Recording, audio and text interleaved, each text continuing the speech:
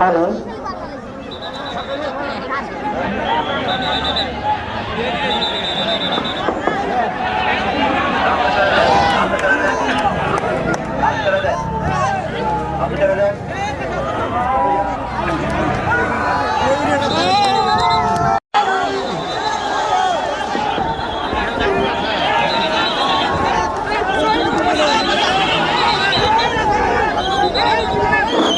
আপনারা কেউ বিশৃঙ্খলা করবেন না, আপনারা কেউ বিশৃঙ্খলা করবেন না।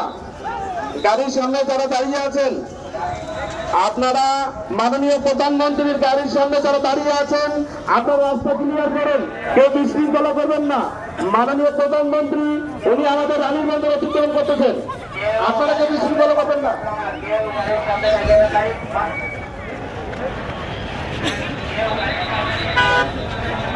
আমাদের মাননীয় প্রধানমন্ত্রীর গাড়ির সামনে যারা দাঁড়িয়ে বিশৃঙ্খলা করতেছেন, সবাইকে প্রধানমন্ত্রীর গাড়ির সামনে থেকে সরে যাওয়ার জন্য আহ্বান জানাচ্ছি।